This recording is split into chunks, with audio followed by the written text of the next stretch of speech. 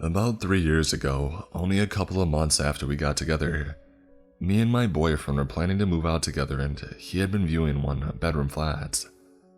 We had had some crappy luck and had only managed to find one that had potential, but it was in a converted house and not in a block. The upstairs had been separated from the downstairs, with the hallway being made into a small porch and 2 doors, one leading upstairs to our flat, and the other to the ground floor where the landlord lived. We accepted the flat before meeting the landlord, and it's something that I deeply regret to this day. When we did meet him, as he was away while we were viewing the flat, I can only say that first impressions of a person matter. They matter a lot. This whole gut feeling thing is real and I should have followed it. He spoke very common, in the typical, "yeah mate, I like my pints, know what I mean," British accent, which irked me from the beginning. He looked strange with horribly intense, creepy blue eyes. I can't even remember vividly what he looked like, because something about him made me not want to look at him in the eye. Well, first meetings and impressions aside, he seemed kinda rough but was polite and explained the rules to living in the flat. Now before I go on, I want to say how shady this flat was now that I have lived in other flats.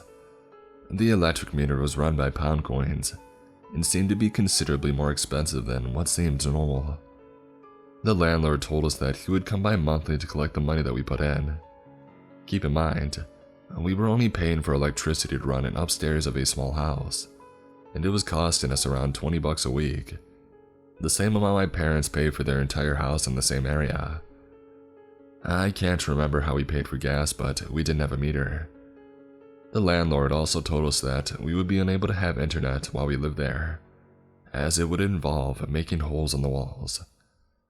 The council tax was included in the rent, meaning we gave the landlord our council tax with our rent and he would pay it. It seemed off. It also didn't help that the estate agent conveniently forgot to mention that his wife had died, and that is why he had converted the upstairs. The landlord told us this with no discomfort at all, and I couldn't stop thinking about whether or not I was sleeping in the same room that she had died in. The first time the landlord confirmed my suspicions of being a bit strange was when we had moved in. He told us that he had left a sofa in the living room, and we could do with what we wanted with it, throw it away or keep it or sell it. So my parents, needing a temporary sofa, offered to take it off our hands. When my dad and boyfriend were helping put it back in the car, the landlord, who had been gardening, started freaking the heck out, saying that it was an anniversary present. A sofa, okay. And rather than telling my dad and boyfriend to leave it in the garden for him, to find somewhere to put it, he ordered them to carry it round to his garage. Horribly embarrassed, my dad and boyfriend did what he said and let it be. It seems like a silly reason to start hating someone, but just the way that he flipped, his behavior, how rude he was about it, how he had told us hours before he didn't care what we did with it, and now it was an anniversary present and how dare we not ask him first. A couple of weeks later, we started noticing that he smoked pot, a lot of it. The porch constantly smelt of it, which was embarrassing for us when guests came over. You know, I don't think anything of it, but I certainly didn't help my attitude towards him when our entire flat smelled like pot all the time. Another reason he made me uncomfortable. I used to work at a bar for the first few months that I lived there, and whenever my dad dropped me off at home at 3 a.m., when most of my shifts had finished, he would look out of his living room window. It's creepy stuff, seeing his shadowed silhouette just standing there while I walked to the front door no matter what time I came back. He also never approached me, always talked to my fiancé instead. Early in the morning when my fiancé had come home from work, the landlord had opened the door to tell him that I was too noisy coming in at night, and then he needed to tell me to be more quiet. This coming from a guy who was doing God knows what downstairs at ridiculous times in the morning. And I know that it was a silly thing for the landlord to shout at my partner for, because I tried to be as quiet as possible every night, so that he wouldn't wake up and open the door to scare the hell out of me. Flash forward a couple of months, I realize I'm pregnant. Me and the fiancé are super happy. We have some friends around one night, and the next day, we go out to tell my parents about our pregnancy. Now, before I go on, I should say that me and my fiance smoke inside on occasion, when we couldn't be bothered to go outside. I used to smoke outside the bathroom window when my partner was at work during the night shifts, so I didn't have to go out alone and risk encountering the creepy landlord. One afternoon, me and my fiance are cuddling and watching a film together. We hear a knock at the door. It's the landlord asking to empty the electric meter. It's strange considering he had only emptied it a week ago, but I couldn't tell my partner since I hid whenever the landlord came in because of how uncomfortable he had made me. I'm sitting in the living room with the door closed. It was a bit of a mess, and I hear the landlord and my fiance making small talk. But the landlord doesn't put his ladder up to get to the electric meter. I hear him starting to walk around the flat, his voice irritated and angry, and my fiance trying to stay formal and polite. I get up to stand near the door and hear better. Apparently, my fiance tells me later, the landlord had decided to do a sudden inspection of the flat. He had walked directly into the bathroom and pointed at a cigarette ash on the windowsill, not even hesitating or looking anywhere else. He walks directly into the kitchen and points at the washing up we had, saying he's not judgmental about the way we live, but it had been there for days. We were pretty unclean people back then. Before he had the chance to go any further, I opened the living room door with our contract in hand and shouted at him, reading out the part that said he wasn't allowed to enter and inspect the flat without 2 weeks' notice. He then said with the biggest shit-eating grin on his face that technically, my boyfriend had let him in, so it didn't count. We argued for a bit until he blurted out, "When was you going to tell me that you was pregnant?" I always remember the deathly silence that followed after that, only broken by me. I asked him how he knew. He told me that he had heard us talking about it. I told him that we hadn't talked about it anywhere, that he might have heard us in case he decided to evict us, knowing we would move out to find a 2-bedroom because of it eventually. He then told us that he knew because of Facebook. My privacy settings on Facebook were set to the absolute maximum. My fiance didn't allow anyone who wasn't friends with him to see his status. Later, when we attempted to look him up, he didn't even have a Facebook account. I told the landlord this, who then changed his story again and said that a friend had told him. This 40-year-old man, whom we had no visitors in the 6 months that we had lived there, had a friend tell him. We got him to leave and both sat down and freaked the heck out. Even more so after realizing that he never even bothered to empty the electric meter before he left, so that had never been the reason that he had knocked in the first place. I didn't say anything, even though I knew after that the landlord had been coming in when we weren't there. My partner admitted a couple of minutes later that the landlord must have been coming in when he wasn't there. He knew where the cigarette ash was on the windowsill straight away. The bathroom window was never open much when I did smoke, since it was restricted by a child lock, and it would have looked like steam if he had looked up and saw it coming out of the window. I also never smoked out of it during the day, only at stupid times in the morning, and barely smoked at all. How had he known the washing up had been there for days? And more importantly, how in the hell did he know that I was pregnant? We figured out a way that he might have known. At your first midwife appointment, you were given books and leaflets and etc., put inside a folder to bring to other appointments. This sat on my desk in the living room, a room he hadn't entered when doing his surprise inspection. Had he gone through it? We searched for cameras in the smoke alarm and other various places in the flat, but the landlord had done the construction work himself, so we had no way of knowing about any recording hardware without breaking the place apart. We weren't able to move out until our contract allowed us to. I had to live there for a month in the early stages of pregnancy, above a man who was either entering our flat when we weren't there or recording us. We had enough evidence in our minds, but nothing solid enough to go to the cops. I kept a key in the door every night so he wouldn't be able to use his, just in case. Close to the termination date of our contract, We wrote official letters to the estate agent explaining these circumstances. We had reason to believe he was entering without our knowledge and recording us, and wrote one official letter to the landlord, posting it through his letterbox. The funny thing, he didn't confront us about it. He didn't tell us we were making stories up or lying. He just ignored us whenever we saw him. We managed to get out of the flat and move into a different one, which was also pretty crappy and had its own problems. But you want to know the most messed up part? We had all these meetings with the estate agent, told him everything that had happened, and talked about how dodgy everything to do with the flat was, the electric meter not being allowed on the internet, and the estate agent even told us that he had talked to the landlord about the allegations and that they had sorted it out, whatever that means.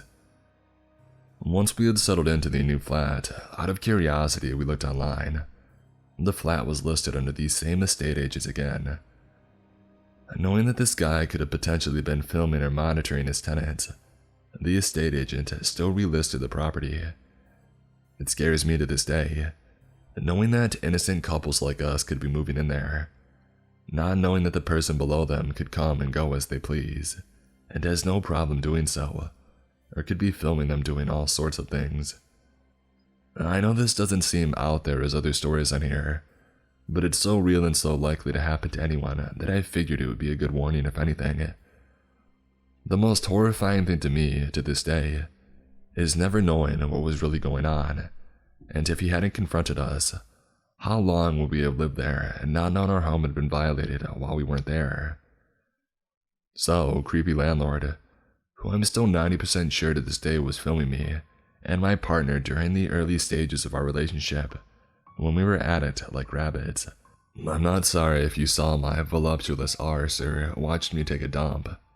Let's not meet ever again. I grew up in Texas. I still live here along with my family that we mentioned in this story. When the '07 recession hit, my father lost his job. It was a management job that paid well. We lived in a comfortable but slightly country area outside of Lockhart, Texas. With our income at a halt, we lost our home and had to move. My parents found a trailer park with a 2-bedroom for rent. A little cramped for our family of 5, but we had no other choice. The man we rented from was crooked for other reasons, but he's not the disturbed landlord this story revolves around. We lived in that trailer for a few years before needing to move out from reasons I was too young to remember. I was 11 years old when my parents began house hunting again. Down the road from the trailer park was a cul-de-sac of land. There is a business in the center of this land called the Why Not Party House. That was a bar or a wannabe club, I suppose. Considering I was a child, I never entered the building. There were a few houses and trailers scattered around different parts in this secluded circle. A worn-looking trailer was for rent. The man renting it, Mr. Dahl, was an elderly man who couldn't have been younger than 65 or so. A few things to note about this trailer. It had old stone steps leading up to the front door. There was a bunk bed in one of the bedrooms and a somewhat functioning air hockey table. The master bedroom had a queen-sized bed, and there was carpet in the kitchen, which I always found odd. The back door was nailed shut and completely unusable. If that wasn't enough to make you say nope, then let me also say it had a mice problem. My family is working class and my mother is disabled, and with my father out of work, we only relied on her disability check. We had no choice but to rent out this trailer or be homeless. The entire deal was strange and honestly sad that this was the position we were in. But my parents had rented out this trailer on the agreement of words only. There was no official lease that was signed or any sort of legal document that proved we were renting from this man. Before we moved into the trailer, Mr. Dahl took it upon himself to build a new deck for us to replace the old steps. He even built a little picnic table for us to sit outside. As a child, it completely blew my mind a stranger could be so kind to craft these things without being asked or wanting money. It seemed like an act of pure kindness. A bad person wouldn't do that sort of thing, right? The first few weeks of renting from him went by without a hitch. The master bedroom had no light bulbs, and we weren't there long enough to change them, so my family and I all slept in the living room. Something about the bedroom with the bunk beds seemed scary to me. I'm unsure how my brothers felt, but they never slept in there either. As I mentioned previously, we relied on my mother's disability. Sometimes we were late on rent and had to pay late fees, but other than that, Mr. Da would be very understanding about everything despite being a little irritated. My mother's check hit every first of the month, which is also the month for bills. Her, my father, and my older brother got into the car and drove into the city to take care of bills and get a money order for rent, and I was left with my oldest brother. It was a time when we had no internet or cable, just VHS movies. I was in the hallway. Come to find out, the trailer was flipped and the front door was the one nailed shut. Playing my Wii, a Legend of Zelda Twilight Princess to be exact. Something I need you all to note. We had no keys to this trailer. The only person with a set of keys was Mr. Dahl, so we were unable to ever lock the trailer when we left. As I was playing my game, right in front of the door that was locked, I saw the knob turn. No knocking. The knob jiggled and our landlord had tried to pry the door open twice but wasn't able to do so successfully. I just froze and realized that it was him, and he must have assumed that no one was home because the car was gone. But the door was locked and I thought it was fine to continue playing my game. An 11-year-old brain. My brother was in the living room and we both heard this noise. At first I thought it was a dog barking, and my brother had heard it too. But the longer we listened, we realized it was an animal, but the sound of people yelling. My brother went to the front door to investigate the noise, and me being a scared child, I followed right behind him. Both of my parents were standing out in the yard. My mother was shouting at her landlord, who was sitting on a farming vehicle. I'm not sure what the name of it was. I remember it had a very long piece attached to it, and she was visibly angry and her voice was laced with rage. My father was yelling at him too, but I don't remember anything that was said exactly. My oldest brother asked what had happened, and here's how it goes. My parents pulled up to our trailer with the money order for rent. When they did, they caught Mr. Dahl backing up the farming vehicle against the door, the only exit in that trailer. My mother went into full protection mode knowing her 2 children were stuck inside. She confronted him immediately.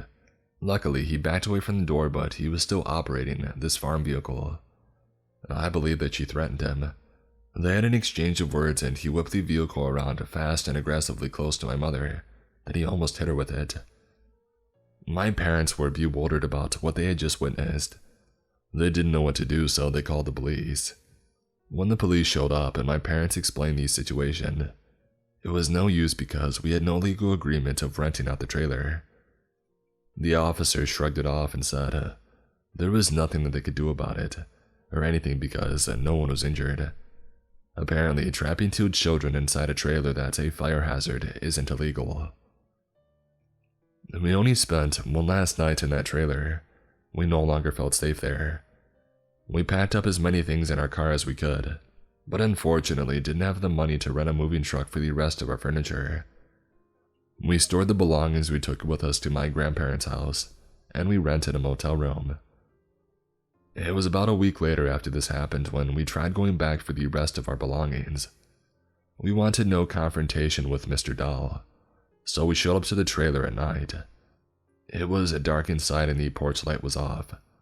My father and oldest brother went inside the trailer casually. Me and my mother and my older brother were waiting out in the car. It was no less than 5 minutes when my father and oldest brother ran out of the trailer, with speed I had never seen before. They hopped in the car and pulled out of there like some scene in an action movie, while my mom was terrified and demanding answers. Apparently, they went into the master bedroom first, which was an immediate right when you walked inside.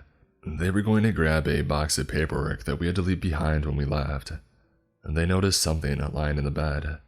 Not just lying there asleep, but completely naked. It was Mr. Dahl, and right beside him was a gun. We never went back to that trailer. We never recovered the rest of our furniture that had sentimental value, with family members living and deceased. It's been almost a decade since this has happened. My mother and I discuss it every now and then, but we're thankful that time is behind us.